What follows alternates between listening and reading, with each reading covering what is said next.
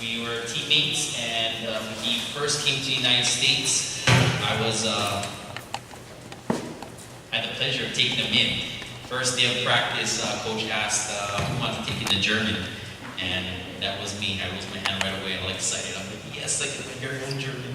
But I got to take him in and be able to, build a relationship with him, and it lasted for until now, over 15 years, and we still close. And even though we don't speak to each other that often or see each other often, we're still able to pick up where we left off. And it's like back in the day. I brought these guys here very specially just because of what they have to offer in the knowledge factor, just not despite of the things that they studied, but also their experiences and how they got there. Their paths was not an easy path in how they got to accomplish what they have accomplished. And I like to find those type of people that had to struggle to get where they're at.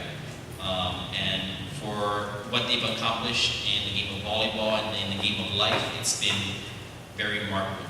So again, Kiwi here was able to be two-time All-American, inducted to the Hall of Fame at Orange Coast College. She's played and won California Cup with Misty May. She plays Pro Beach on the AVP. Currently sidelined right now, but she still participates and plays when she can. Very decorated player, very intense in what she does. And just understanding the psychological factor would be nobody better that I want to invite to share her experiences, her knowledge of how she gets to that point of being successful, and the educational side behind it. So again, very lucky to have her here to share that. Soren, again, the story was from the beginning. The reason why I brought him here, I'm not sure.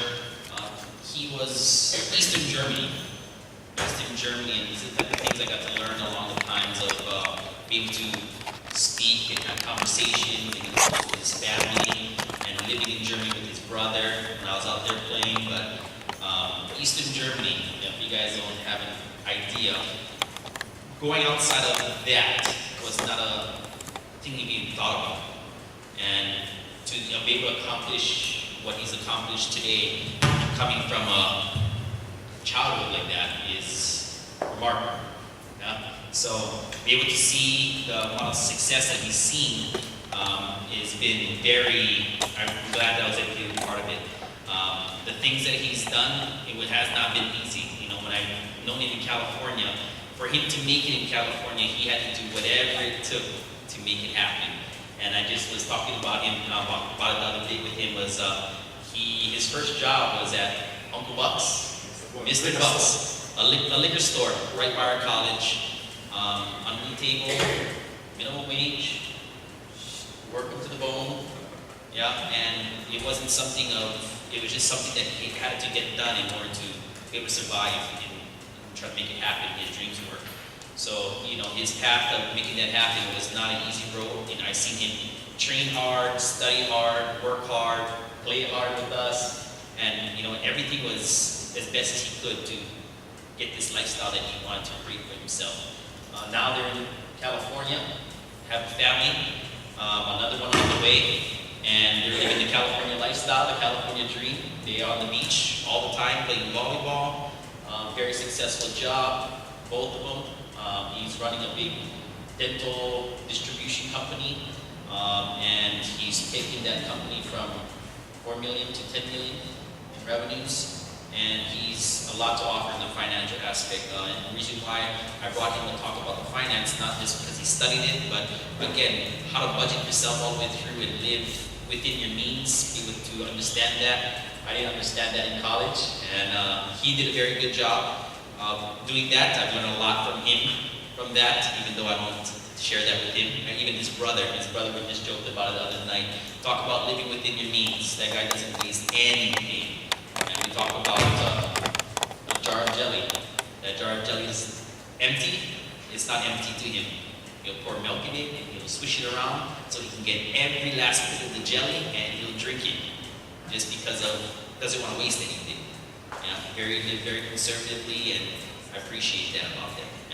So again, big round of applause for these two, and they're going to go ahead and start showing.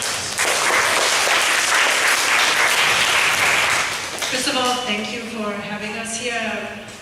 We actually already did, I think, 3 hikes with the little one. And really got to see your wonderful island. And it's always a pleasure to come here, so I hope we can come more often.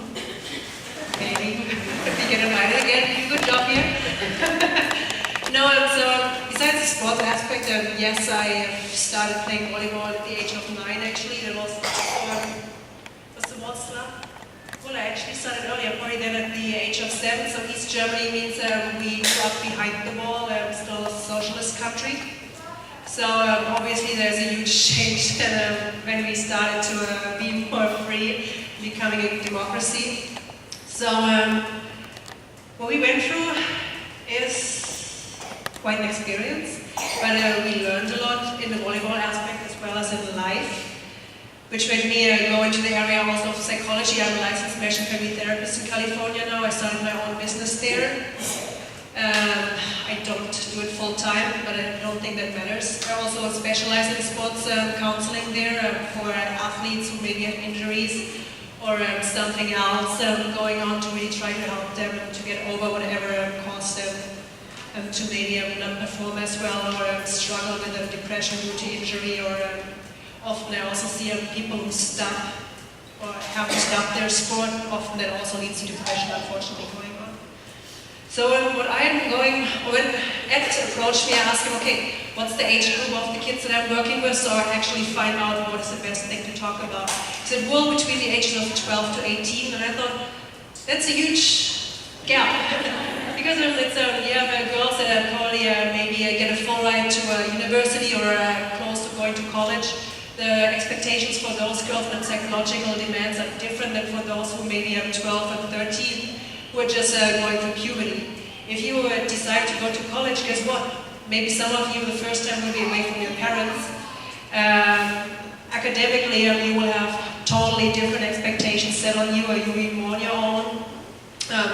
You will have a new coach, you will have new teammates, much more competition going on. So totally different compared to a 12 or 13-year-old who has to work more with a changing body. You are growing out of nowhere. Maybe your certain skills you used to have when you were younger now actually are difficult for you to achieve because of your flexibility is gone a little bit more and your height is different. So I decided that rather than really trying to find something that fits for all of you, I decided to focus on, first of all, how parents can help you. Is it on? No. Here we go.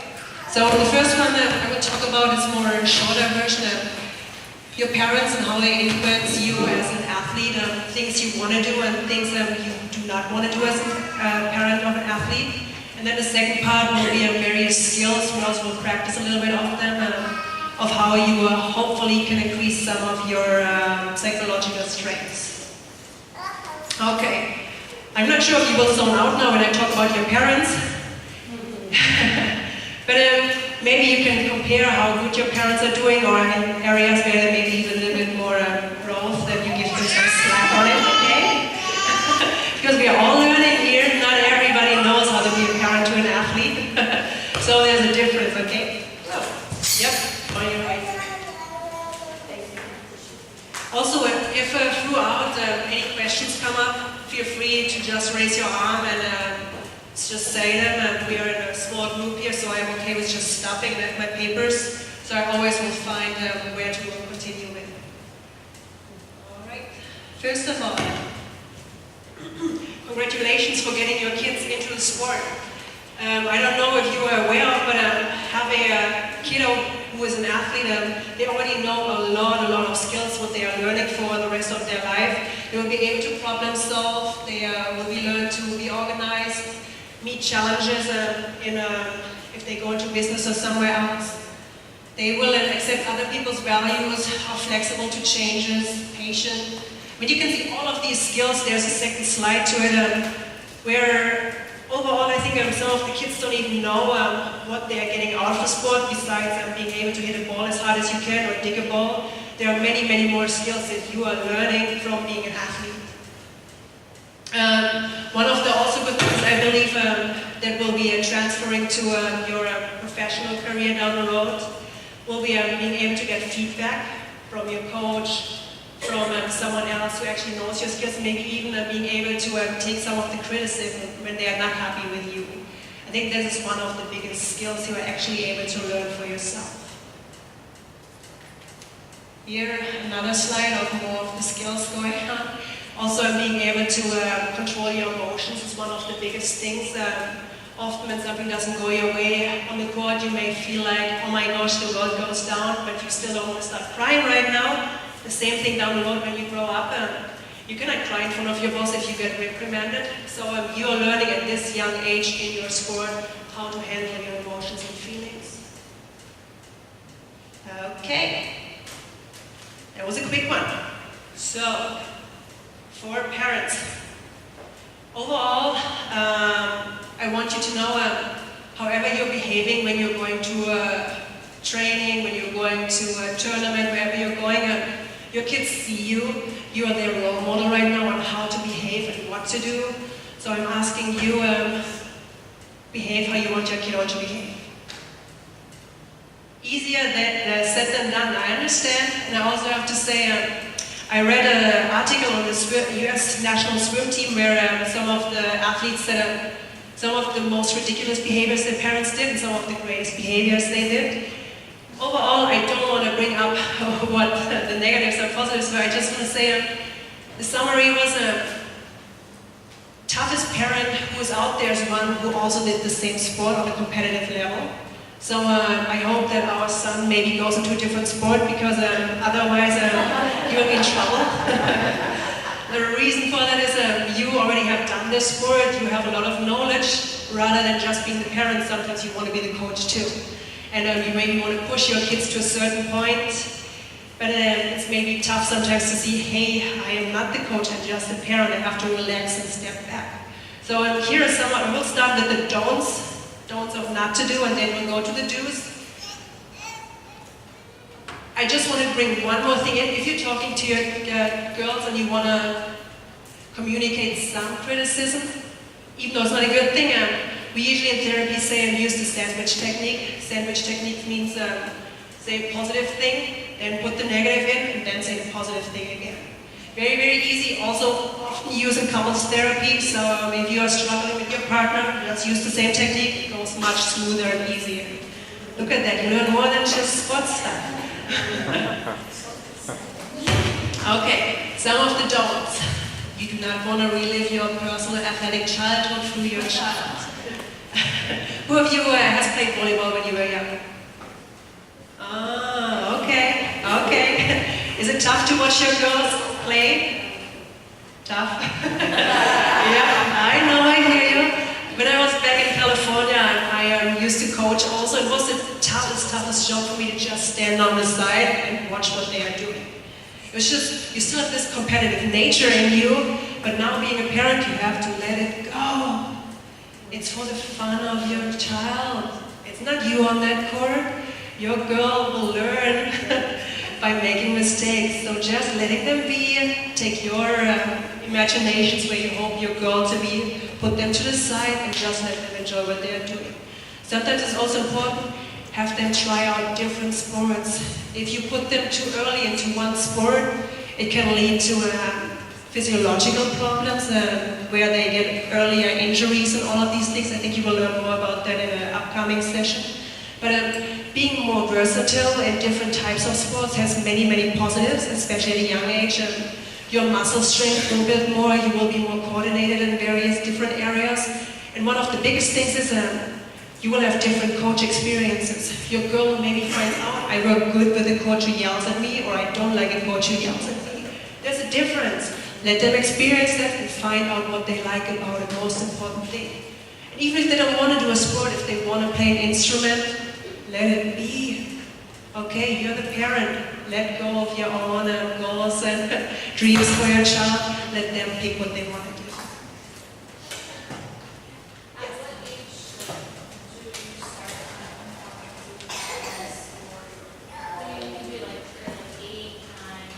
Well, what I read overall is around the age of 12, you maybe want to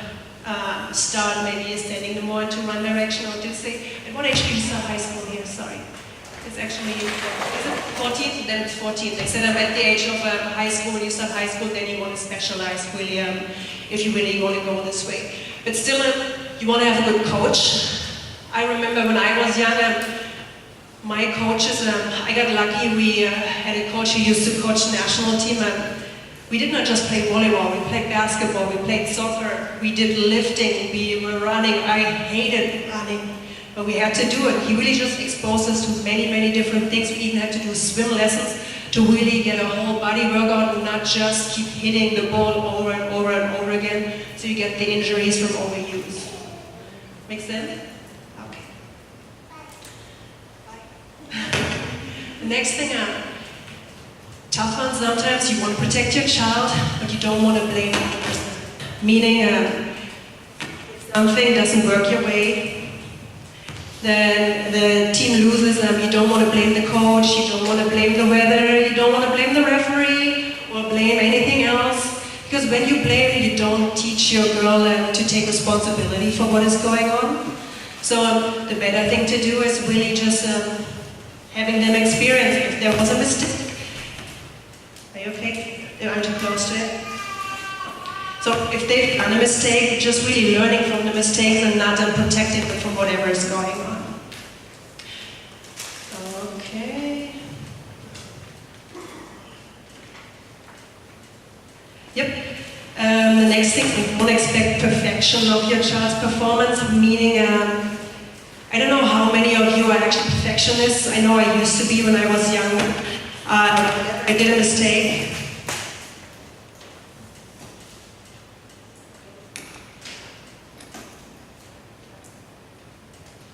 I actually got very, very upset about it. The problem about being a perfectionist, you cannot be perfect. It's impossible. We are human beings. Every human being makes mistakes, otherwise you would be a machine.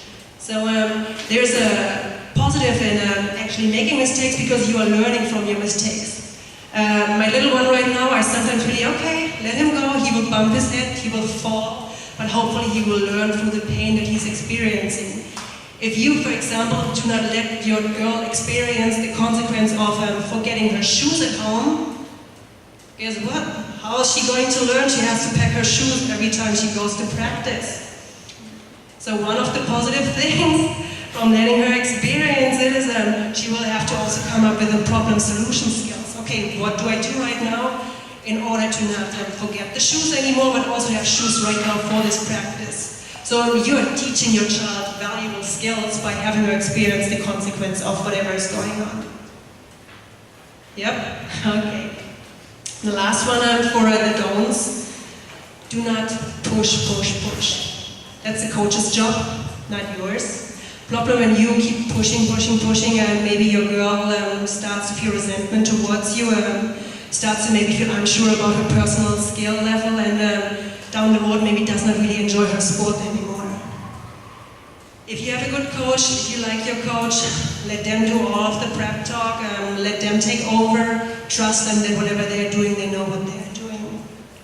Some of the also downsides of someone who's pushing and pushing, it can lead to psychological problems like maybe depression, sometimes eating disorders, or sleep problems, because your girls, especially right now being a teenager, takes things very, very personal, and as a teenager, one of the main things the world surrounds only them. It's very, very difficult to think outside of the box that there are other girls, but it's just from the brain development. They will reach a different point, but no, the brain is still not there, so be careful. You just didn't hear that yet. Okay, the next problem when you push, push, push, it can lead to burnout. Who of you have experienced it maybe in job or some question? No? Okay, burnout. I personally how old was I? I was 14, I played in 3 different youth teams and the junior national team. I did not have any breaks. What happened? I did not enjoy playing volleyball anymore. I was ready to quit. So what can you do that your girl will not experience this burnout? You have to give them breaks, not talk about sport all the time when they're coming home. And when the coach says right now it's time to just do nothing with volleyball related, let them be. Sometimes you maybe think, oh, I want them to maybe practice more of certain skill levels, so when they come back they can pass better or can serve better. No. The break is there for a reason, psychological reason and also physical reason to really relax and find other things to do. I did see with athletes who really push and don't have anything else on the side, when they do not reach their goal of becoming a pro athlete, or when they, for example, have an injury and they cannot play their sport anymore, they hit more severe depression than athletes who actually have other things on the side. Because usually if you just do one thing in your life, you put your ego into it. So having other things besides the volleyball that they can also sometimes focus on and experiences helps them to see there's a life besides volleyball if something sometimes does not go well. Okay? Okay. Then we go to the do's. I mean, they're obvious now. Allow your child to go for various interests and create opportunities for those. If your girl says, okay, today I want to play volleyball, tomorrow I maybe want to take a dance class, why not? Go for it. What do you have to lose? They maybe find out for themselves, I'm not a big dancer, I don't want to keep doing it again. Teach your child to respect the coach. For example, the way you are talking to the coach sets your example for your daughter. So even though you may be upset sometimes when your girl didn't get enough playing time or you had a different opinion about something, still be generous. Most of the time I say coaches know what they're doing. Sometimes they maybe make mistakes, but they're human too. Keep that in mind again, we're all human, we sometimes make mistakes. If you go to the coach and talk about things, try to keep them more, what can I do to get my girl become better, focus more on skill level stuff rather than tactic or anything like that. Then, we already talked about it, be willing to let your child make his or her own mistakes. So when they have to experience the consequences, I gave you the example. Very easy. Then be interested and supportive. It's interesting to see how far your girls actually can make it and come if you are there as a support from the back. If you are there cheering for them, even though for the little smallest successes they have, and just tell them you did an awesome job. Or if they have an outside game and you just say, hey, I travel with you and I will just be there to support you, it means so much rather than not being interested in the sport at all. Okay, then we are moving on to the stuff where you guys can focus in again, in case you zoned out. I mean, you girls. Any questions right now about how you can be a great parent to an athlete? Anything make sense? Most of it is very reasonable. Okay.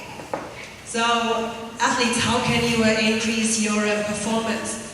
These skills do not only fit for athletes, they're also, if you're in your job or somewhere else, you will see that if you use them, you also perform better. First thing is goal setting.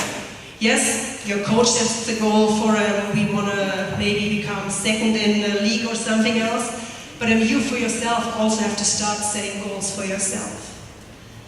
The goals that you are setting for yourself will be some that help you to motivate yourself to always go to practice, to always try pushing yourself as hard as you can. And that's why you want to do this. I'll give you an example. Maybe the coach says my goal is to have the girls finish first in your league. Then your goal could be, okay, my goal is to become, let's see, this practice I will only focus on passing and I will do 20 perfect passes or something like that. So really setting a goal and intention for each practice or each tournament you're playing is important so you can really improve the skills that you have. One of the main things about goal setting means this is the action or the steps to achieve the end result and not the end result itself, because often you do not have sometimes influence over the end result, meaning end result, I want to win the Olympics, but there are so many things that are going into it. If you can make it and then people will pick out if you can travel to the Olympics or not. So a goal, the steps to make it there would be the actual goal by I practice this and this often, I will go to physical therapy then and then. This means setting the goals to achieve the end result. Make sense? For you, I know, but for them, okay, okay. If questions come up, no fear. I'm here to try to explain it to you. Then be careful to really set goals that motivate you, and they're very personal. The goal should be stated positively, meaning you want to use words like I want to, I will. Yeah, I think those are the best words. Because if you set a goal in a negative word, a lot of your focus and motivation actually will go towards not achieving the negative goal rather than the goal you actually want to set for yourself. And the next one is you want to have a specifically defined goal. This is sometimes a difficult one to explain, meaning you want to set a behavioral goal rather than saying I want to be a great athlete or I want to be a better athlete. Really being behaviorally specific about it. How do you know when you reach that goal? For example, if you want to do 10 passes today, you know when you have your 10 passes or you know when you did not reach it. Rather compared to I want to be a great athlete. When are you a great athlete? It's very, very subjective. So be very, very specific about the goal that you're setting and make it a behavioral goal. Yes? Goals between practice and competition. There is a difference. So practice goals, decide for yourself what you want to focus on. If this practice you maybe want to focus on passing or hitting, be specific about that. Then to tournament goals, it is a little bit harder depending on the position you play, depending on if you're a substitution player or if you're a player on the court. So be realistic if your goals are actually possible for you. If you're someone who's sitting on the bench most of the time, setting your goal of having 20 perfect passes may not be appropriate at this point of time. So really, sometimes if you don't know what goal to set for yourself, talk to your coach and ask them what maybe is possible. So your coach will help you in that, so you can be motivated for it, if you're okay with it, if you have the time. And do not fear your coach. The fear is on your team, and not the fear. The coach is on your team. They actually want you to become better. When I was in Germany, I did my master's in sports therapy and focused on sports psychology, the difference between starters and substitution players. The outcome actually was very, very interesting. It turned out that oftentimes substitution players thought the coach does not like them as much, which is not the case. It's just more a lot of pressure that the substitution players put on themselves and the perspective. Makes sense? And then also a lot of times there is increased pressure for substitution players, especially when you're subbed in. Problem about that, often your coach puts you in when there's already a lot of trouble going on in the team, and now you are expecting from yourself, and everybody else expects from yourself to turn the whole thing around. You know, that is an unreasonable goal. Your goal maybe should be, okay, I'm coming in for my service right now, so my goal is I will get the service to the spot, or I will get the service into the court, rather than I will change the whole end result of the whole game. It's just too much pressure, and I will talk about it later, about arousals. If you put too much pressure on yourself, you're setting yourself up for failure, and we don't want that to happen. Okay? Okay, roadblocks for setting goals. I already talked about it a little bit as a lack of skill or knowledge. If you have never been able to do an overhand serve over the net, setting this as a goal for a tournament may not be appropriate. So again, be realistic about the goals you're setting for yourself and have the right knowledge and skill for it. Also, talk about it later again, if you're hitting a certain level of anxiety, it is very, very counterproductive for your athletic performance. Meaning, if your anxiety gets too high, you probably will shank, or you will go into we call it a freezing state, where you're not able to perform at all anymore. So lack of courage and confidence actually is also a problem or a roadblock for goals. Then that goes to the parents again. If there's not enough support for you there, it will also be difficult to reach your goals of maybe making it to the main team as a goal, or something else. So you need the support from your coach, from your parents, and everyone else to meet your goals. especially financially sometimes too, to reach it. Okay, next one. I wanted to, visual imagery is something I use, even though I'm pregnant right now and I'm not really playing competitively, I still use it as often as I can because I like it. So I set up a video here. Do you know how I turn the video on?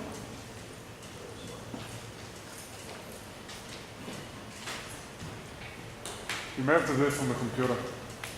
Just Click on the image. on what?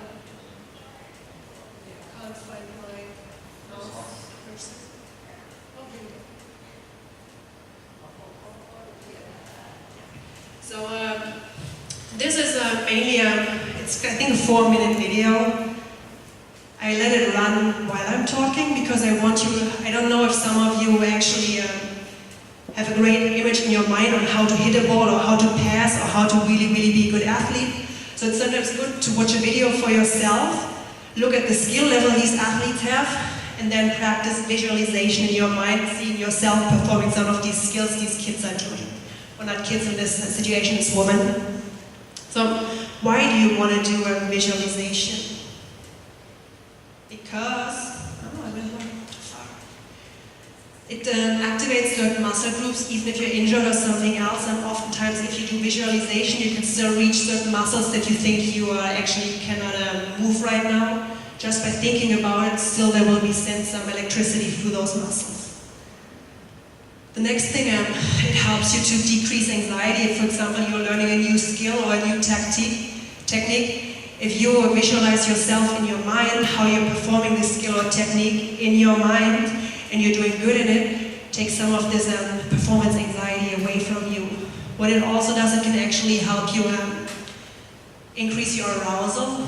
Talk about it later again, meaning you want to get psyched up about when you go into a tournament. So if you're thinking about how you're going to perform in a positive way in a tournament, you can already feel how you're getting motivated and excited to right now go out there and beat the other team. When you do visualization, you have to decide what you're going to do, and maybe coaches can help you then.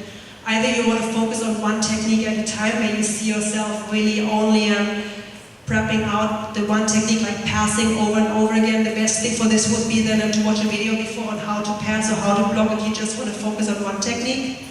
Or you see yourself, this is specifically before a tournament, how you do everything well, how you just have an awesome game going on, and how you're just going to cheer with your teammates when you make the point to get you psyched up. So, how do you like the video? You see it? Okay. Okay. YouTube, very helpful in everything. So what I would like for you to do right now is to really just think about what positions do you play? Do you have liberos here? You libero? Libero? Do you also sometimes hit, or you mainly just are in defense in the back? Maybe in the back, down also. Okay, okay. So when I'm talking about hitting right now, I would love for you to fill in passing and digging balls. So when I want you girls right now to close your eyes, find a relaxed spot. For those of you who want to be volleyball players and know how to think about volleyball, feel free to close your eyes too. So find a very relaxing spot and close your eyes and take a couple of deep breaths. While you're breathing, I want you to become aware of your breath, how your stomach expands when you're breathing in and how it collapses when you're breathing out. Then I want you to either think about the video you just saw or one of your best games and see yourself out there at the court.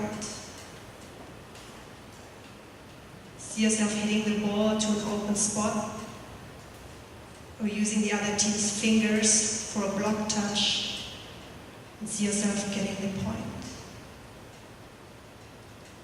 Then I want you to see how you're celebrating with your teammates.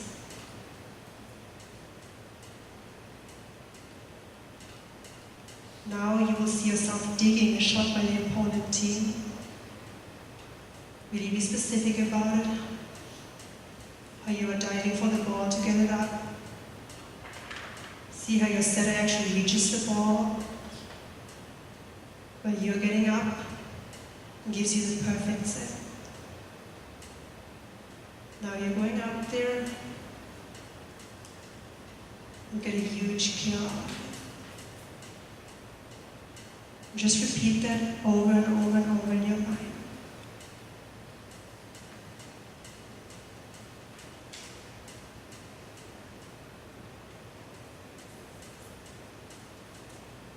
Then tell me, were you able to see yourself really hitting the ball and making the point?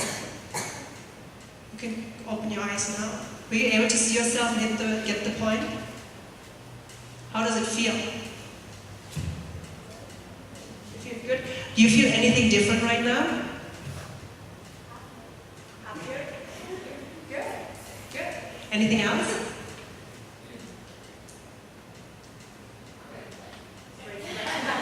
So obviously it was just a very, very short imagination or visual imagination. I didn't want to go too deep into it right now because you cannot play at this point of time. Usually when I do this to myself, I want to go out there and really, really right now, I have to watch my words. I usually say kill the opponent team, but it's not very appropriate. Say kill. Kick the butt. So, whatever it takes. Yes, I'm a very intense person. Again, I do this all the time. I sometimes watch videos on Misty May, how she maybe I play beach volleyball now. I'm not indoors anymore. It's just better for my body.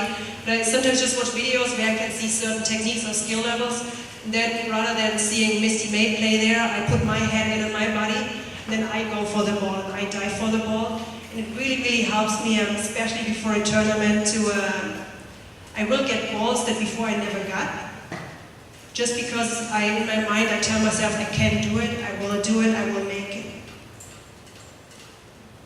Okay.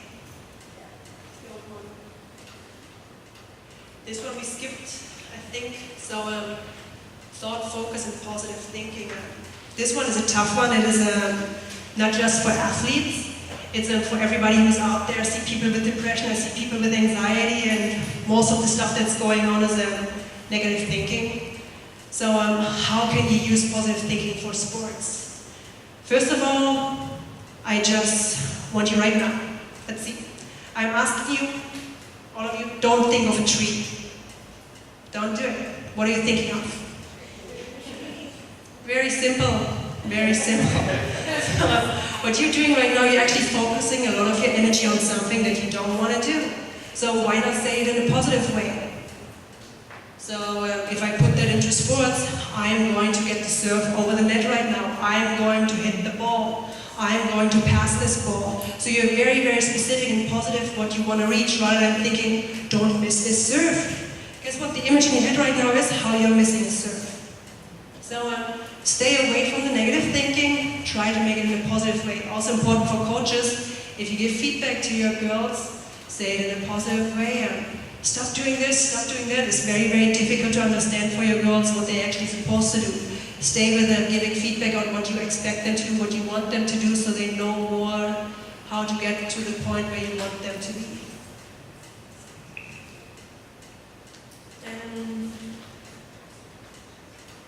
Yep. Questions to that? No?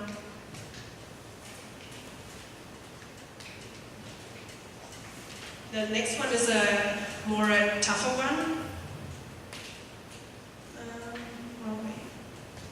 I talked about anxiety and arousal regulation. If you're an athlete, your best performance, how it says here, is right in the middle, optimal performance.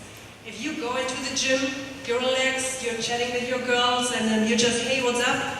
You're in the laid back, inactive, to relaxed phase. If somebody throws a ball at you right now, it may hit you in the face because you're not ready to actually react. You have not reached the optimal level of performance yet. So moderate arousal, I think it's around 140 or 150 heartbeat, heart frequency rate.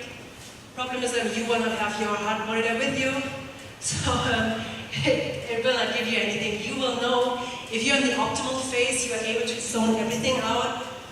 You are very aggressive, there's no anxiety going on. You just know you want to hit this ball right now, you want to beat the other team. You just know when you reach this spot.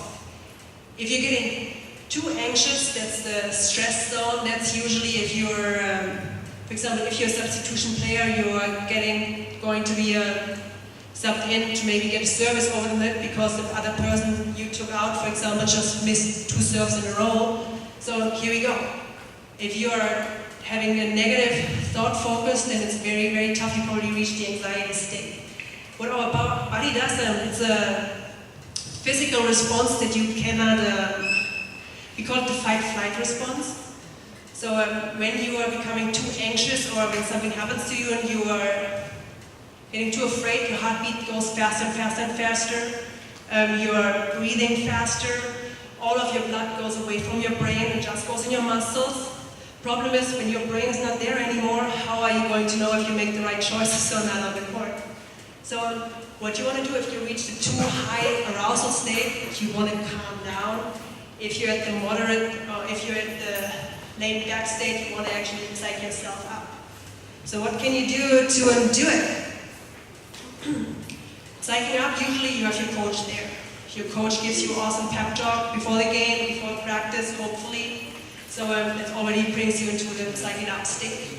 Goal setting to psych it up. What do I want to accomplish right now in the tournament, or what do I accomplish in practice? It helps you to psych it up. Next thing, watching videos of other athletes maybe play helps you to psych it up. Visual imagination helps you to psych it up. All of these things. Or just going out there and really warming up appropriately, getting your heartbeat already quite high, helps you to psych it up. If you do a warm-up and you do not have the same heartbeat like you will have in the game, you're not doing a good warm-up. So really get out there and sweat. Psych it down means if you're too anxious, what helps you is maybe having a certain routine. If you go to the end line and you know you have to get the service over the court right now, I personally know I bounce the ball 3 times, maybe twist it in my hand, I take a deep breath, and then I serve the ball. I saw, I think a French guy, or whoever it was, did a fancy little, for his jump serve, a fancy little dance before he hits the ball, but he does the same thing over and over and over again. It's really just a ritual that helps him to calm himself down and really focus on what is important right now. If you're too anxious also, taking a deep breath in through your nose, breathing out through your mouth helps you to calm yourself down. It's basic anxiety regulation. Another thing you can do is again helping yourself with a visual imagination to calm yourself down. And what else? I will give you 2 websites then that also are good for you to practice at home. The one is gives you various visual imagination guided imagery, then progressive muscle relaxation I will talk about later. Then also just listen to a woman talk to you and help you calm down a little bit, also to relax yourself. You have to practice these skills though, first of all in a calm state. If you're going out there, you're anxious and you want to use all of these skills right now in the moment, it's not working. You have to master these skills while you're calm, then you're able to actually apply them to yourself when you're in an anxious state.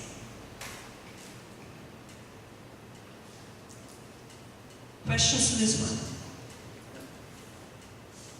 You want me to leave it on a little bit longer? See you copying? Okay. Okay, here we go, progressive muscle relaxation. It's a fancy word for something that just means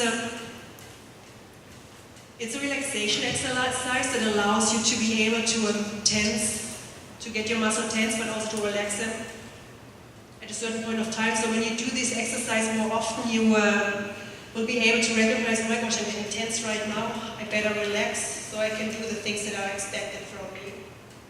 So it's mainly also used if you're too tense with your body, you will not be able to perform certain skills. In the athletic world, you may be more prone to injuries. You are maybe also more prone to psychological problems if you're not able to relax yourself at the moment. You should calm down. So progressive muscle relaxation will be, I would like to, if you're starting doing it, you usually want to take around 15 minutes of your time to practice it. At the beginning it may be helpful to have YouTube, just Google it, for example. There are people who do progressive muscle relaxation, or the website I give you. But the skill on there is 35 minutes, so you decide for yourself how much time you have. Then what you're doing with it, find a calm time, tell your parents to not interrupt you, you're busy right now. Lay down or sit down, so you can really relax the whole body at this point of time.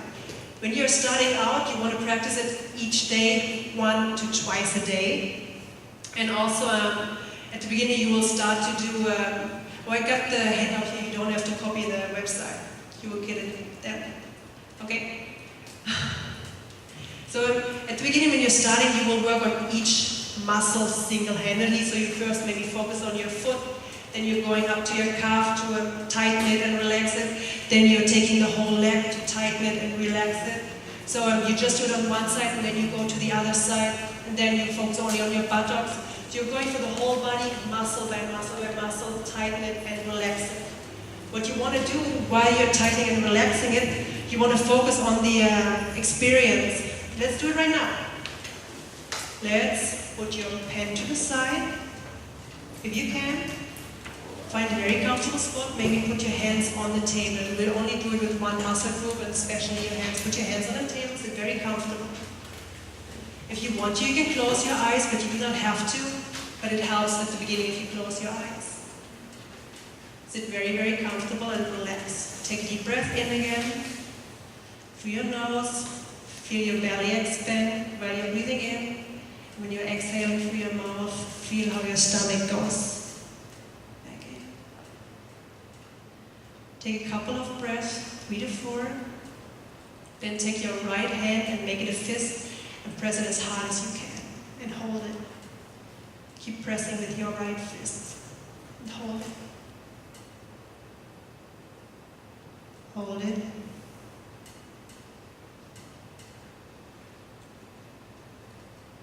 Now open your hand, relax it, and just feel the difference between the hand being tight and your hand relaxing.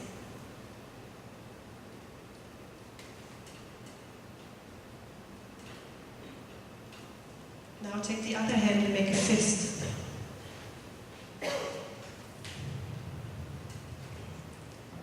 Press it as hard as you can and keep it together as strong as you can.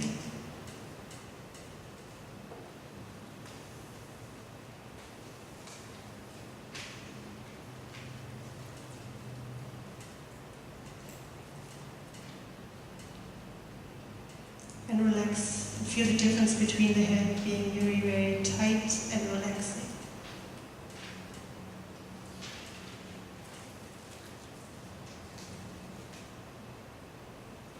Okay, open your eyes if you had your eyes closed and tell me, what did you feel? Did you feel a difference? It's stiff? Stiff now?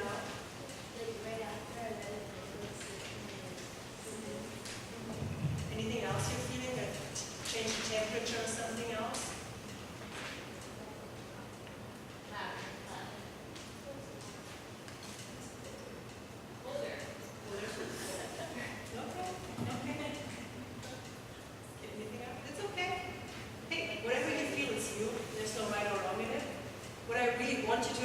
It is very, very tough if there is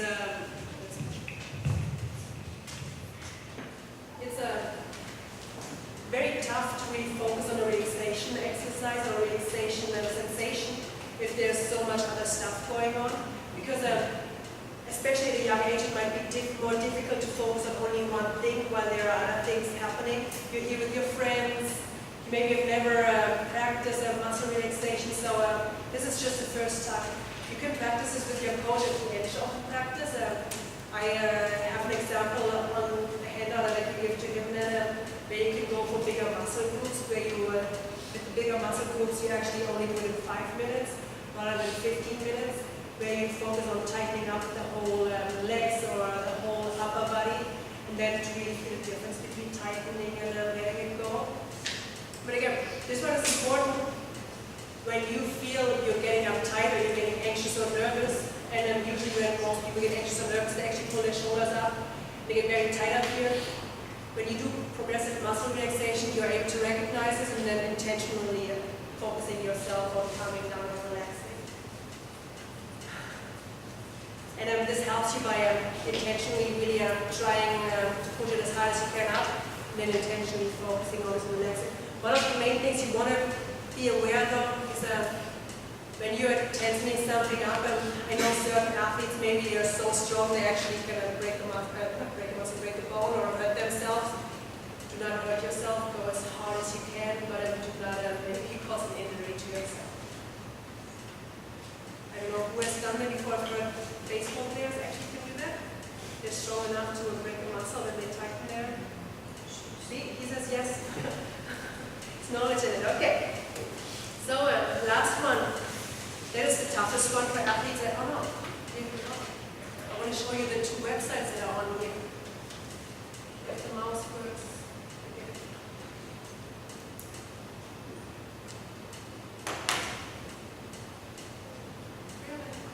Where's my mouse gone?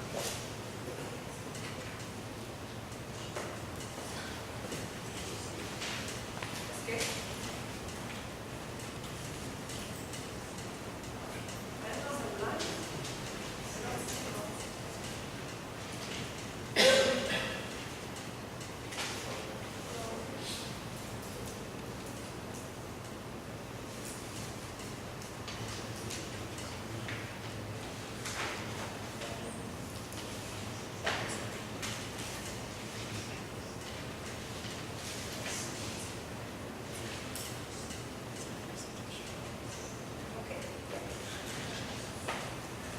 So the first website we have here is a website from Dartmouth University Counseling.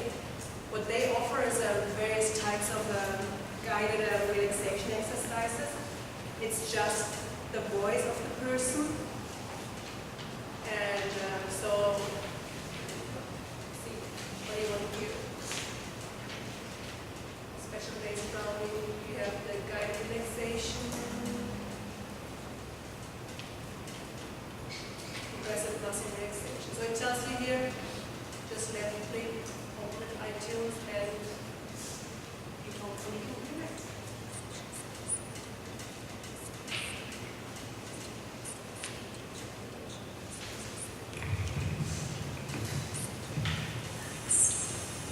To begin, find a nice, quiet place where you can remain undisturbed. So let's take down for progressive muscle relaxation. Again, it's 35-minute audio. This exercise. You saw there are many other different ways of practicing relaxation, breathing or guided imagery. They all have this on this website.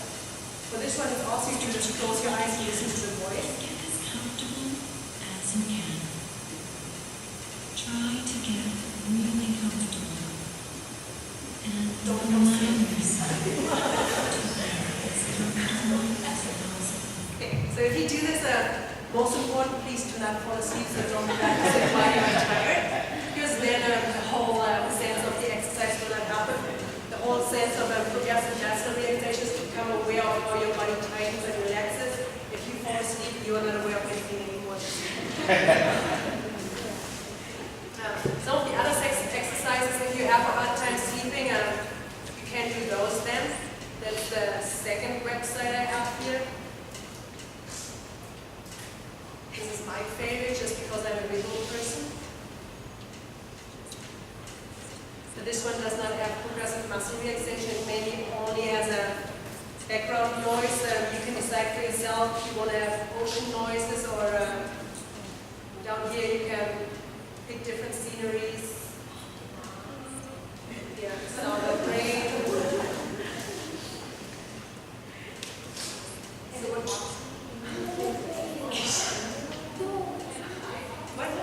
You want her to talk back? Oh.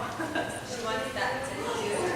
Oh, I will turn it on in a second. I will put it on a 2-minute run through where you will do the deep breathing. So which one do you like? Do you like the background noise of the rain or you like the background noise of the waves? What is, can you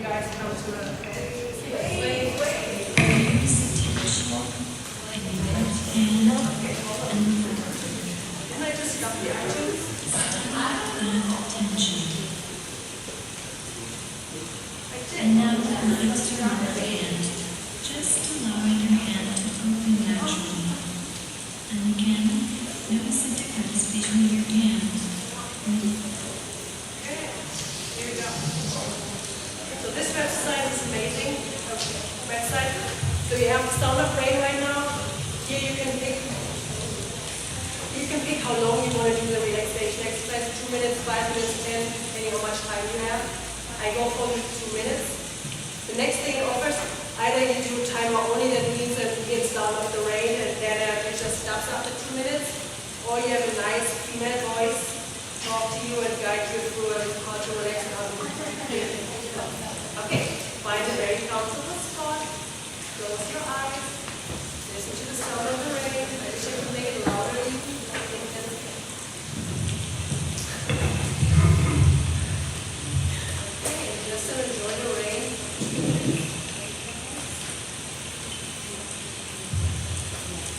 Welcome to this 2-minute pause in your day. Allow your eyes to close and bring your palms to rest on your thighs. Begin to consciously notice your back. Sense where you feel contact between your back and the chair or cushion.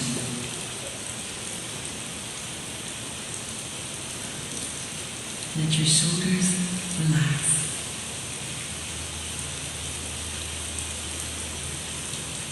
Focus now on your chest and heart area. Noticing any sensations there. Letting any tension begin to melt away.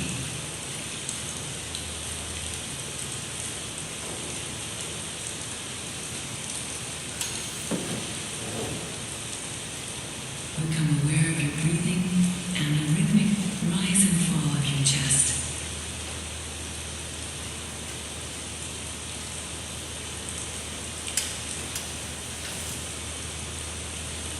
Let your focus expand to both your arms and your hands resting on your thighs.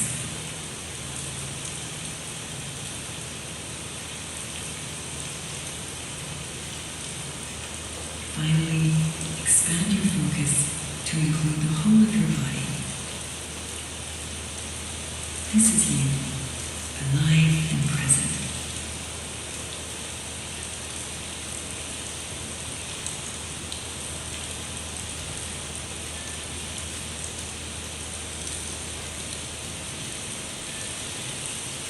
When you're in time, let your eyes open. Your session is now completed.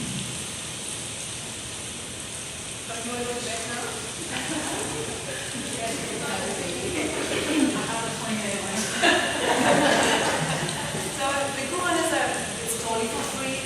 I love free, especially it helps you to go finances later. So if you don't like this one, YouTube also has a lot of these things. Please do not pay for it. I just think you want to spend your money on full stuff, especially if this stuff is free. So the last one is the hardest one to do. It is mindfulness. What is mindfulness? What you just did actually already was mindfulness. Mindfulness means just being here in the present moment. Not thinking about the future, not thinking about the past, only being here. Why is it so important?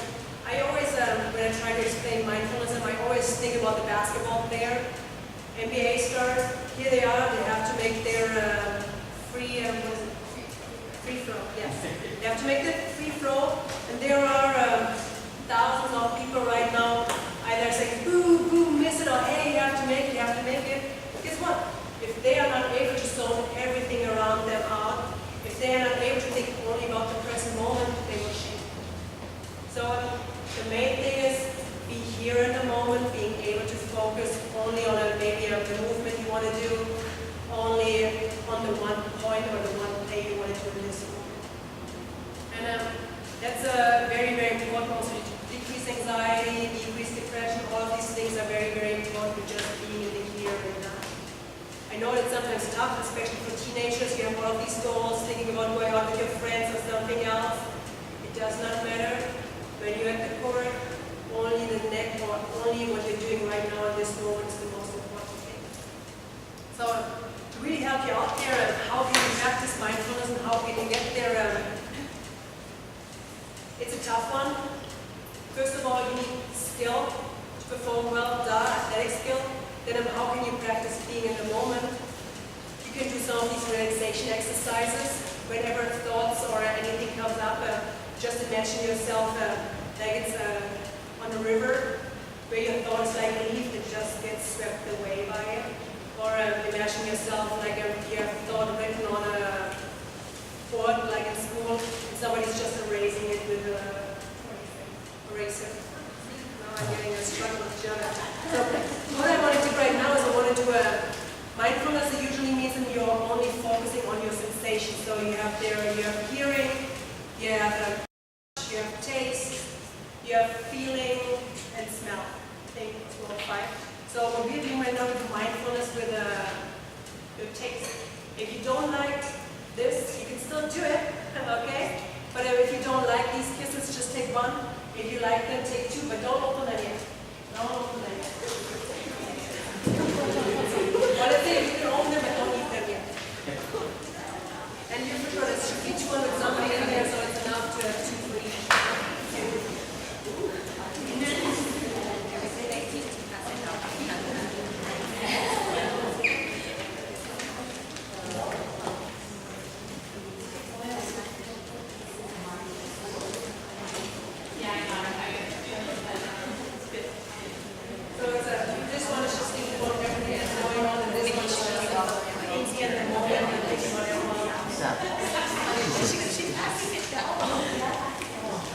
Please do not eat it yet. You can open it, but don't eat it. It will take away the whole mindfulness exercise.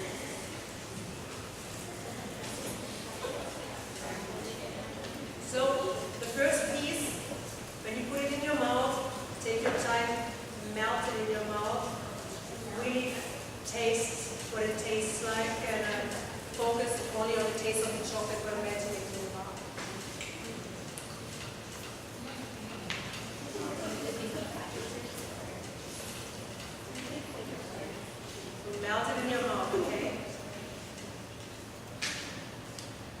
Give you a minute for that.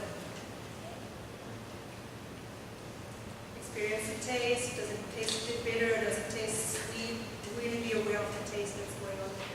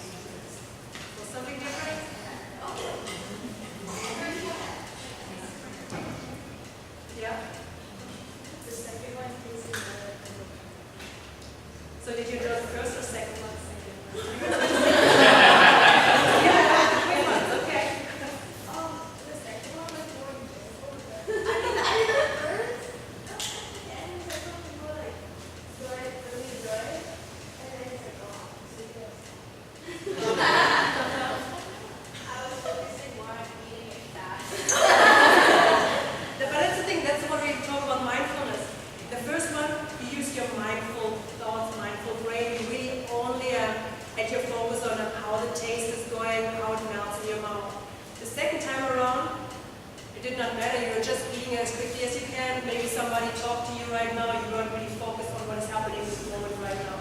So that's what I'm talking about mindfulness. When you're on the court, you really only want to be on the court with your thoughts. When there's somebody, if you go to college, happened to me before, you have boyfriends of the other team trash talk to you on the side. If you're mindful, you will not able to hear that. They can call your names, you don't hear that. Because you're in the moment right now, you don't hear what's going on the outside. If you're not mindful, you're thinking about what am I going to do after the game, blah, blah, blah, blah, blah. And it's very, very tough to give good performance if you're not here in the moment, focusing on the skill and the muscles you use for the moment. One of the different exercises that I like to do about mindfulness to practice it, but it's made to decrease anxiety. I call it 5, 4, 3, 2, 1. Or it's not even call it this way, whoever came up with it. You have your 5 sensory skills. So you would say, you try to not, you find a room where you're not going to be distracted, and you find 5 things you can see, 4 things you can, easiest would be, depending where you are, here maybe, then 3 things you maybe touch with your body parts and stuff, you really focus on it. 2 things, what is it? 2 things you can smell, and 1 thing maybe you can taste. So if you do that, your brain is not able to focus on many, many things at once. If you really have as a goal, I want to calm down right now, I want to decrease my anxiety. If you only focus on these 5 things, it will calm you down as quickly as possible, and it takes maybe 3 minutes to do so. Okay? I know when I talk about this stuff, I maybe sometimes, I talk about it so often, so I maybe use words that you have never heard before, or I just assume you know. So right now, are there any questions or anything that's going on? Anything I can answer? Oh, we have 6 questions. 6 questions. Oh my God. What is it? If you want to have more chocolate, yes.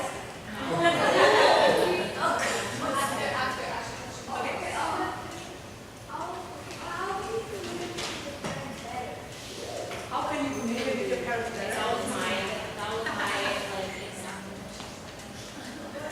But I was telling like how do like the athletes, if say like the parents do the notes, how do they kind of as an athlete communicate to try and establish that? So overall communication skills are when you're talking to someone else, you will use I statements. I feel, I want, I need, rather than you do this, you do that, you do that. So if you use statements, the first thing that happens is the other person becomes defensive because it feels like they're getting attacked right now.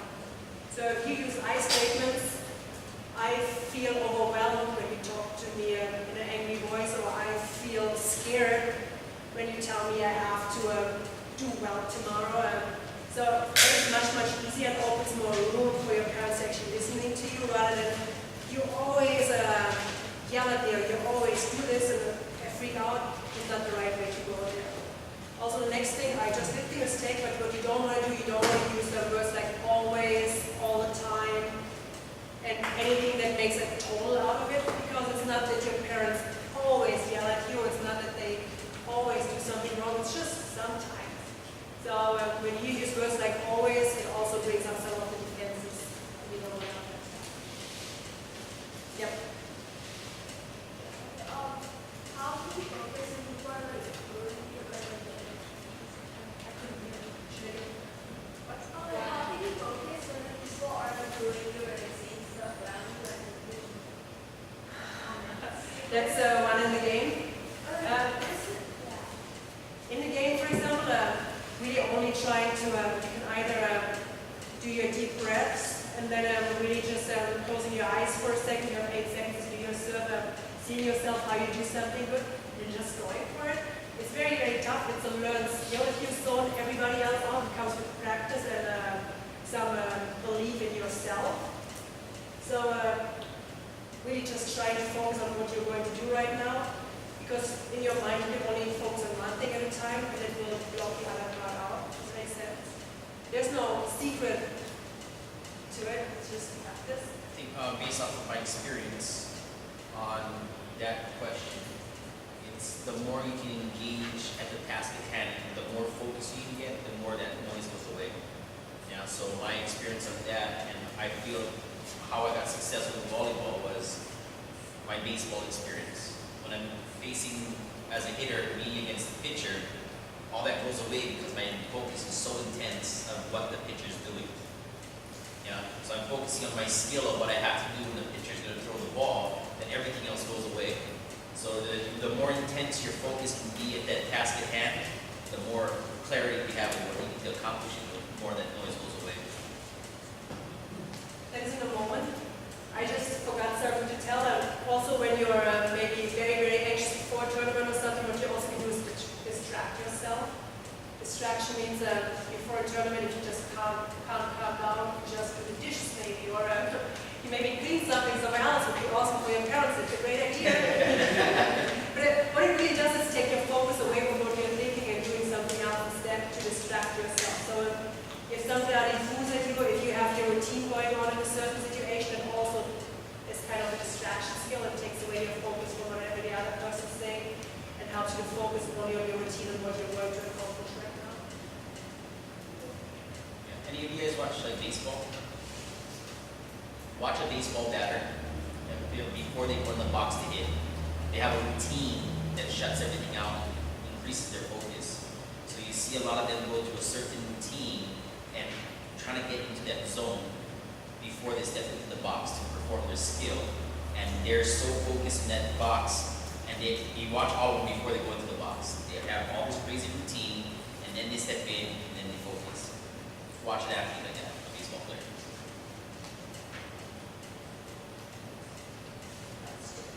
Yes. So, like, what are the different mental techniques, like, that differ from the practice in the game situations? Well, overall, whatever you're doing in a game, you're already going to have practice in practice. Yep. So there's no real big difference because whatever you practice in practice, you want to apply in the game. So if you practice something without pressure, then in practice pressure gets higher and higher and higher, and you feel more comfortable about it, and then you just use it in the game, so it's the same skills kind of. The only difference would be in practice if you decide as a goal to be focused on one skill at a time.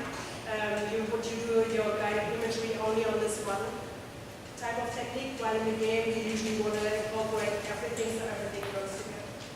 There's no real difference there.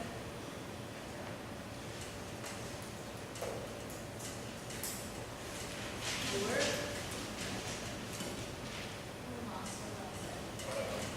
Yeah. Your best psychological experience in all of them. Oh my. I guess when I actually sat back and just enjoyed the game, rather than focusing on the outcome of it, I want to win, rather than focusing on I want to have fun. Was actually better than thinking about the win. When I just thought about the win, I was so anxious of making mistakes, which sometimes put me in a spot where I felt like I can't move anymore. It's silly stuff. And I was able to calm down and focus on the aspect of enjoying what I'm doing rather than thinking about the outcome. That made it much easier, and I enjoyed the sport. And other than that, I used all of these skills that I'm telling you right now. I used the guided imagery, I used the breathing. Sometimes I need a coach actually I'm 35 now. So even now I need a coach sometimes to tell me when I'm on the court and I'm playing against a big team that I want to beat them. And I'm getting so aroused, I get this sort of hyper arousal. So I need a coach that can tell me, hey, take a deep breath and calm down and use your brain because I'm not thinking anymore, trying to hit as hard as I can because the whole court is open. And I would not have the coach to tell me, take a deep breath, hit to the spot rather than as hard as you can. I would not be able to do it. So sometimes it's important to have someone on the side who helps you to calm down and they recognize what's going on. So, yeah. Like, when you're like in a slump or something, or you just not always like what you just something happen. When I'm in a slump, which happens sometimes, indoors and outdoors is different. Outdoors, I usually use stalling techniques to slow the game down. You can also do that indoors, depending on, for example, pretend like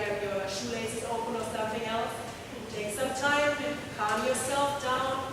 Close your eyes for a second while you're trying to close your shoelace and envision yourself again doing good. Take a deep breath, positive self-talk to yourself. That's how I usually get myself out of it. And I only focus on one thing at a time rather than thinking about the whole outcome. If the next touches pass, I only see myself making a perfect pass. Yeah. Like before a tournament and like the night before, like what did you do to Preparing for it. Go to bed early. Have good eating habits, drink a lot of water. Psychologically, do your visual stuff, how you're going to perform. Do some relaxation if you're too anxious about something, and do something that helps you to calm down. And then just relax. There's nothing else you can do before. Do not go swimming. It usually will make you a little bit more tired the next day. Yeah. Yes? What is your best, what is your best,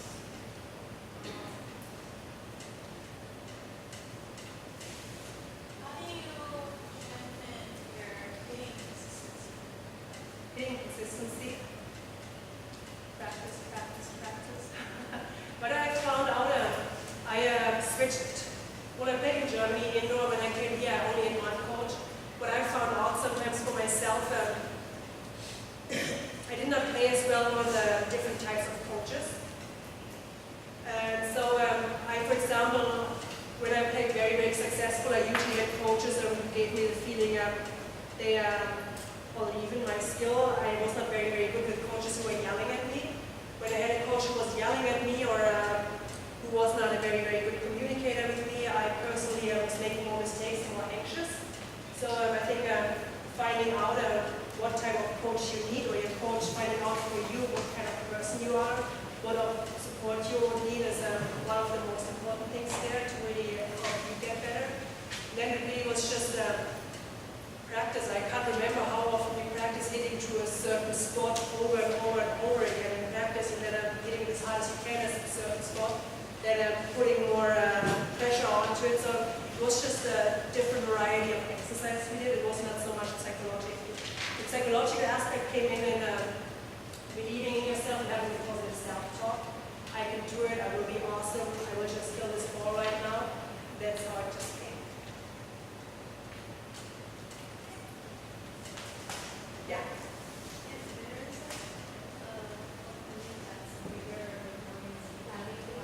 If there's an opponent that's like bigger or more intimidating, like how do you not focus on that? Well, you're only in control of what is on your side, not the other side. You know, I play so often against teams who look huge, but everybody has a mistake. They're all human. They cannot do extraordinary skills. They are not a He-Man or whoever's out there. It is human. You know what's going to happen. If you just focus on what you can do, it will help you to get through the game. And yeah, when I see sometimes other teams hit the crap out of the ball in warm-up, it does not mean that they can do that in the game. Maybe they're psychologically weak. Maybe they're just a substitution player. When I started to become an athlete, I could hit the ball straight down, but on the court, I couldn't do the things how I usually was outside. So do not have other people influence your style, just focus on yourself. That's the main thing you can do. Or? No? The main thing I want to get out of it is not very many people who become pro athletes down the road and become the next Mr. May or Kelly Walsh, or I don't know who the big indoor players are right now. So for you, it's really, really important to have fun in what you're doing. If you are doing something because you feel like you have to or you must, then maybe you should look for something else. Yes, sometimes you may be in a time where it goes a little bit down because you're not performing as well. But if you only focus on, hey, I actually enjoy spending time with the girls, or I enjoy maybe getting some exercise, it is much more important than thinking, well, I want to win